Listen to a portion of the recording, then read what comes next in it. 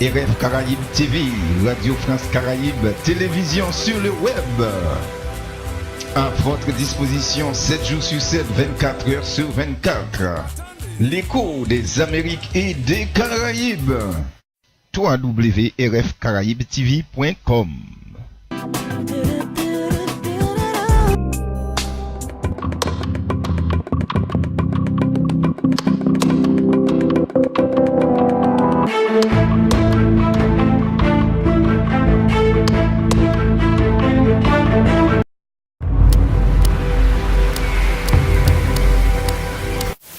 Bonjour à tous et à toutes, voici le journal de la semaine en provenance de Haïti, présenté par Louis Michelet sur Radio France Caraïbes et RF Caraïbes TV.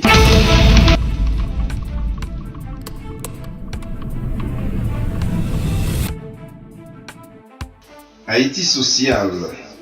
Fermeture temporaire du consulat du Suriname en Haïti. Rappelons que suite à l'importance du flux de migrants d'origine haïtienne et d'une plainte de la France, le Suriname a rendu obligatoire un visa pour les Haïtiens qui est entré en vigueur jeudi 15 septembre.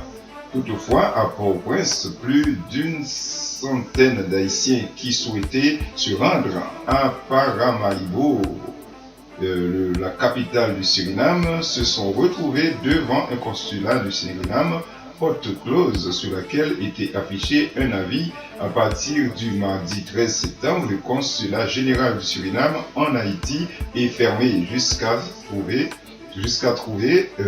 nouvel ordre.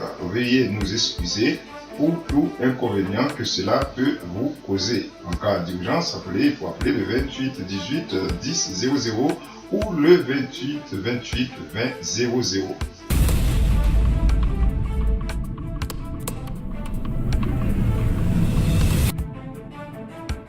Haïti sécurité. Après que les individus ont sémé la terreur à Petit-Goâve la semaine dernière, arrestation de dangereux membres de gang vendredi suite aux informations obtenues, le commissaire de police de Petit-Goâve, Jacques Adair, a procédé sur la route nationale numéro 2 au niveau du carrefour André 17 Petit-Goâve à l'arrestation de Lévelt Augustin, 34 ans, un dangereux membre présumé d'un gang opérant à Léogane qui aurait des ramifications avec le gang Haute Tension de Petit-Goâve, dont le chef avait été arrêté en mai dernier. Lors de son arrestation, Augustin était en possession d'un pistolet de calibre 9 mm. Il a été incarcéré au commissariat de Petit-Goâve en attendant d'être déféré par devant ses juges naturels.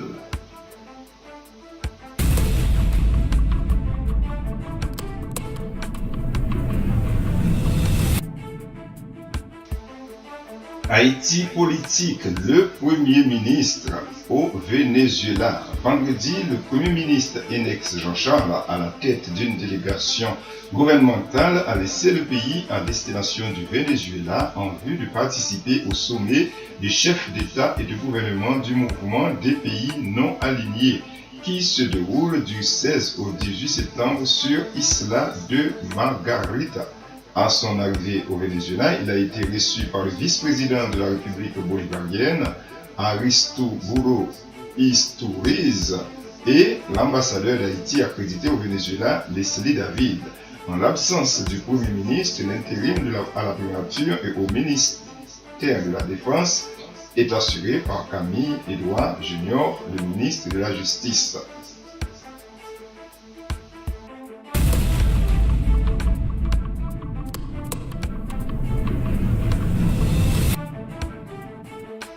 Haïti économie. Aucun obstacle à l'exportation des produits dominicains vers Haïti. Mardi, suite à sa visite à Santo Domingo avec le nouveau chancelier dominicain Miguel Vargas Maldonado, l'ambassadeur dominicain en Haïti, Rubel Sillier, a déclaré dans un communiqué de la chancellerie dominicaine qu'il n'y avait aucun obstacle à l'exportation des 23 produits interdits d'importation par la route depuis le 1er octobre 2015, mais autorisées par voie maritime ou aérienne. Les exportations par voie terrestre se déroulent normalement et la seule exigence du gouvernement haïtien est le paiement des droits de douane qui régissent le commerce international.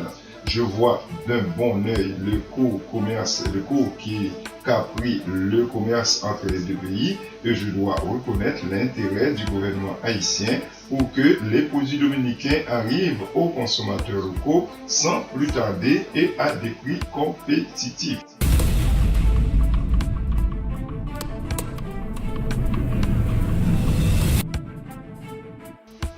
Haïti Santé. Nouvelle maladie grave détectée en Haïti. Des chercheurs de l'Université de la Floride ont identifié un patient en Haïti avec une grave maladie provenant d'une moustique qui n'a jamais été rapportée en Haïti. Connu comme virus Mayao, il est étroitement lié au virus du chikungunya et a été isolé à Trinidad en 1954. La plupart des cas signalés, cependant, ont été confinés à de petites épidémies dans l'Amazonie. Savoir si ce cas signale le début d'une nouvelle épidémie dans la région des Caraïbes est actuellement inconnu.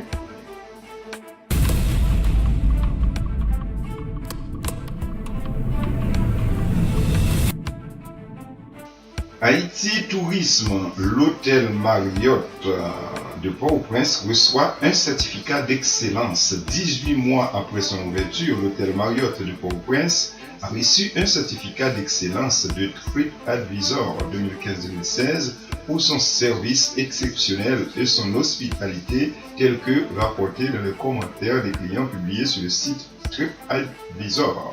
La première année pour tout hôtel est souvent le plus difficile, en particulier dans le domaine de la prestation de services. Être reconnu de cette façon par nos clients est un grand honneur et un témoignage encore plus fort de notre engagement à l'embauche d'associés locaux, a déclaré Hélène Wouters, le directeur général du Marriott Port-au-Prince, ajoutant: notre personnel se soucie vraiment de leur pays et de leur qualité de l'expérience que chaque client bénéficie ici. Ce certificat en est la preuve.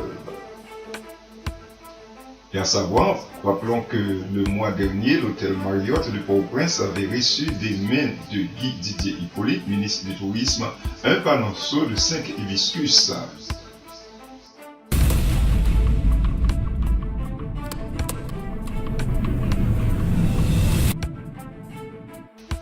Haïti Justice, libération de 2 mineurs incarcérés illégalement depuis plus de 2 ans. Rappelons que suite à la visite d'une délégation de l'Office de la protection du citoyen au parquet de la Croix de Bouquet, le 9 septembre dernier, 2 dossiers avaient été découverts classés sans suite au centre de réinsertion des mineurs en conflit avec la loi. L'un des dossiers datait du 9 juin 2014 et l'autre du 27 septembre 2014. Ces dossiers concernaient 2 jeunes mineurs garçons détenus illégalement, l'un écroué le 20 janvier 2014, accusé de vol et d'association de malfaiteurs à l'âge de 14 ans, et l'autre écroué le 12 avril 2014, accusé d'association de malfaiteurs à l'âge de 13 ans. Ces 2 mineurs auraient dû être libérés en 2014. Saisi du dossier, le substitut commissaire du gouvernement, Madame Marie-Claude Cham-Pierre, a accompagné l'OPC en début de semaine au Sermicol en vue d'auditionner les 2 mineurs concernés. Par la suite, M. Cham-Pierre a ordonné leur libération. L'un d'eux a été accueilli par sa maman qui était venue le chercher.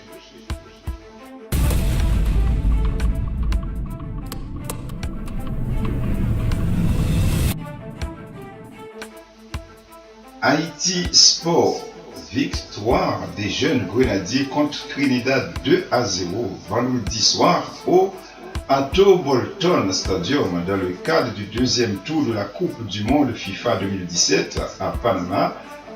Nos jeunes grenadiers de la sélection nationale masculine U17 groupe A arrivés la veille ne pouvaient espérer mieux pour démarrer ce tournoi caribéen en remportant la victoire contre les Soca Warriors du Trinidad en Tobago, le pays hôte 2-0. Les Soca Warriors ont sérieusement bousculé les poulains de James Monsey dès le début de la première période en évitant un but à la 6e minute.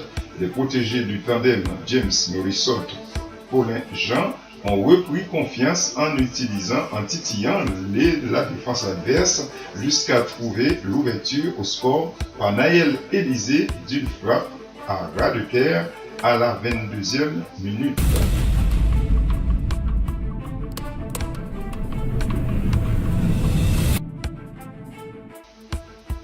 Haïti, élection. L'ex-président Aristide pris d'un malaise au Cap Haïtien. Vendredi, la caravane de Maryse Narcisse, candidate à la présidence sous la bannière du parti Famille Lavalas, s'est rendue au Cap Haïtien pour le lancement de sa campagne électorale en compagnie de l'ex-président Jean-Bertrand Aristide, après avoir fait des étapes à Cabaret, Saint-Marc et Gonaïves. Au Cap Haïtien, alors que l'ex-président Jean-Bertrand Aristide, 63 ans, venait de prendre la parole sous haute protection en début de soirée après 3 heures de retard en raison de vives tensions avec les partisans de Jean-Claude de Charles Moïse. Le leader de Famille Lavalas a été soudain pris d'un malaise et s'est effondré sans connaissance devant la foule de ses partisans. Après des tentatives pour le réanimer sur place, il a été conduit d'urgence à l'hôpital Justinien du Cap Haïtien, dont la sécurité a été renforcée par des membres de l'unité départementale de maintien d'ordre UDEMO. Pour le moment, aucune déclaration officielle sur les causes de son malaise et son état de santé. Peut-être a-t-il surestimé ses forces après une journée de 12 heures, 300 km de route et le stress lié à son important dispositif de sécurité. Selon des sources médicales, le repos lui aurait été recommandé. Ce matin, Jean-Bertrand Aristide aurait quitté l'hôpital et se trouvait à l'hôtel Montjoli.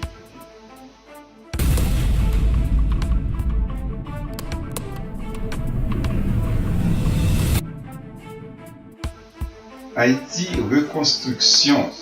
Inauguration de l'École nationale République des États-Unis. Lundi, au bar Canapé Vert, le président de facto Jocelyn Prévert, accompagné de Jean Beauvoir, son ministre de l'Éducation nationale, a procédé à l'inauguration de la reconstruction de l'École nationale République des États-Unis, en présence notamment de l'ambassadeur de Suisse à Port-au-Prince, Jean-Luc Virchaud, de la directrice de l'institution, Madame Magali Georges, du corps professoral et des élèves de l'établissement.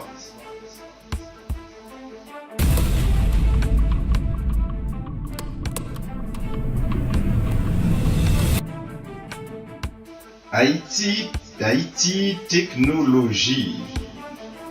Cuba et le Nicaragua, le pire taux de pénétration Internet, selon le rapport État du haut débit 2016 en Amérique latine et dans les Caraïbes qui vient de publier la Commission économique des Nations Unies pour l'Amérique latine et les Caraïbes qui sera présentée à la deuxième réunion de la conférence des sciences de l'innovation EDTIC qui s'est ouverte hier lundi au Costa Rica. Haïti, Cuba et le Nicaragua sont les 3 pays parmi la population de l'Amérique latine et des Caraïbes avec le pire taux de pénétration, soit moins de 15% des loyers collectés. L'Argentine, le Panama et le Paraguay ont entre 45% et 56% de foyers collectés, alors que le Chili, le Costa Rica et l'Uruguay atteignent 60%.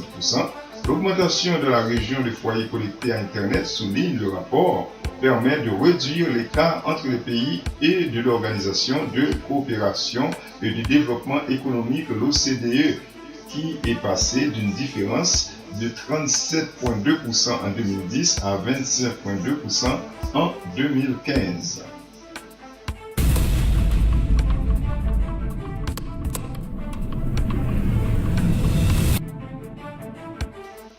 Haïti, agriculture. Enquête sur la production agricole au pays. Le ministère de l'Agriculture, des Ressources naturelles et du Développement rural réalise de septembre à octobre 2016 une enquête nationale de production agricole pour la campagne de printemps 2016 sur l'ensemble du territoire nationale.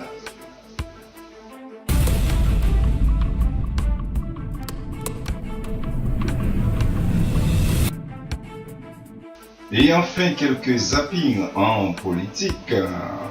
Des anti-Lavalas au CEP. Le docteur Schiller Louis-Dor, un cadre de famille Lavalas, a révélé qu'il y avait des personnes au sein du conseil électoral provisoire connues pour être des anti-Lavalas. Il leur demande de faire leur partisanerie affirmant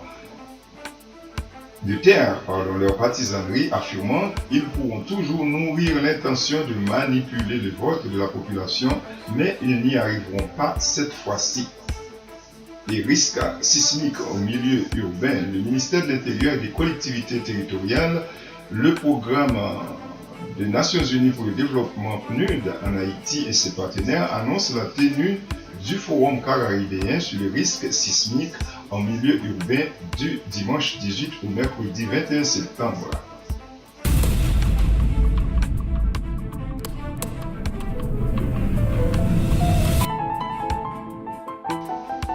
Et c'est la fin de notre bulletin d'information. Je vous prie de bien vouloir rester à l'écoute, s'il vous plaît. Radio France Caraïbes et RF Caraïbes TV. Je vous donne rendez-vous à la semaine prochaine pour un autre bulletin d'information. Merci et à la semaine prochaine.